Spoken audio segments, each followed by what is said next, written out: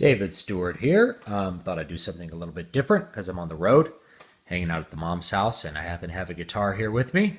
A lot of people ask me about what guitars I play. I play a lot of different guitars. I have a lot of different guitars. Not that many of them see a whole lot of playing. This is the guitar you'll see in most of my flamenco guitar videos.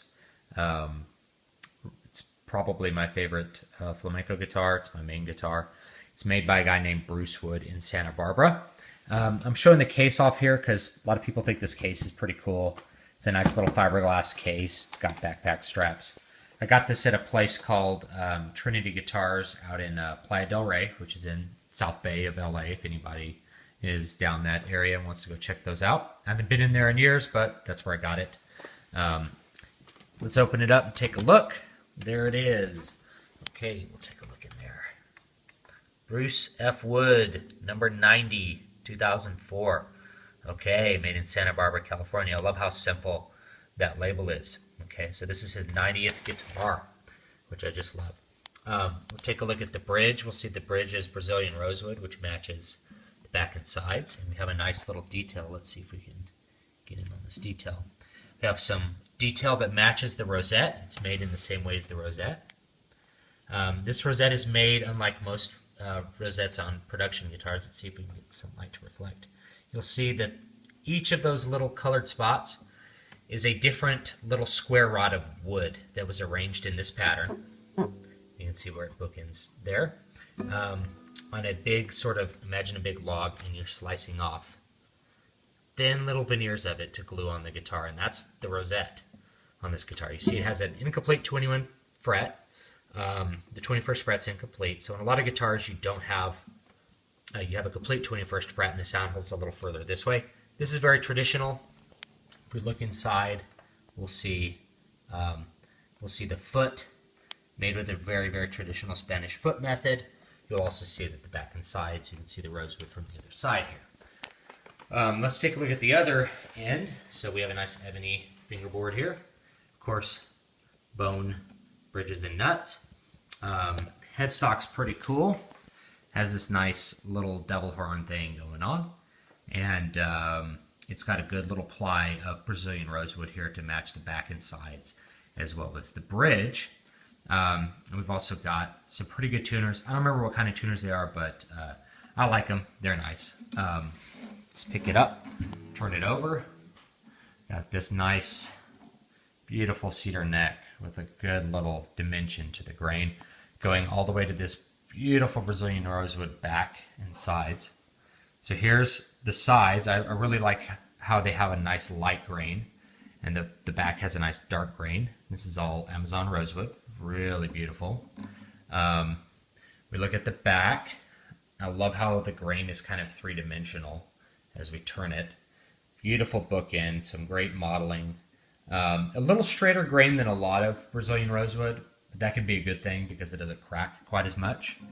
Okay, and we have that little piece of Alaskan white cedar running down the middle. We could take a look at how it's joined in the back. Some really great details around the Brazilian rosewood, how it's joined in the back there. Really love the grain on this guitar. Real joy to play. Real joy to play.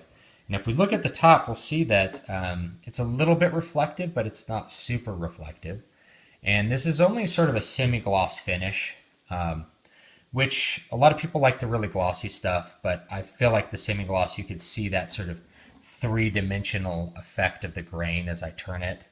You can see that it feels like it has some extra dimension to it without as much glare, and it also just feels nicer to not have that really sticky sort of finish on it. Same thing with the neck. The neck has a very, very worked in finish. Obviously, I've had this guitar for a long time and feels great. Let's take a look at a couple more things about the guitar that are a great thing to look for on flamenco guitars. If we look here, look how close the strings are at the bridge to the top of the guitar where the golpeador is.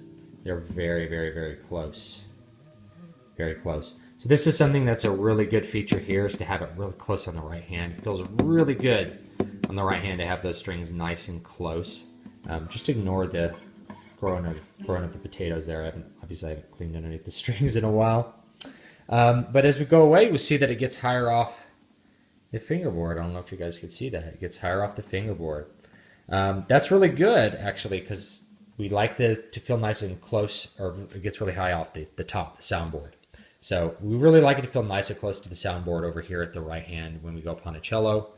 And we really want to have enough of a high enough action on the left hand that it's not buzzing in the middle. So this is because the neck is set at a slight angle. And as we get closer to the headstock, we get a really, really low action. Okay, that lets us do slurs. Really good facility on the slurs. Okay, which I love. So, low action here, kind of high action here, really low action over here. That's a great thing. Take another look at the bridge, which matches the back and sides. We'll see this is actually a 9-hole bridge, not a 12-hole bridge or a 6-hole bridge. So we have the extra holes here on the bass strings. That makes it really easy to sort of loop those around, so you don't have to tie those off. But we have regular holes on the treble strings. I'm not really sure why he did that, but it's just something he did. I'm really lucky about the Brazilian rosewood on the back and the sides that it hasn't cracked yet. But there is a crack in the guitar, and it's right here on the top. Let me see if I can show it to you guys. I don't know if you can see it, but it's right along the top. And this happened when I was teaching a class. I had my leg up on a chair. I was standing up. The chair slid away because of the slick floor, and the guitar started falling to the ground, and I caught it with my hand like this and crushed the top. So this is a really, really thin spruce top, German spruce top.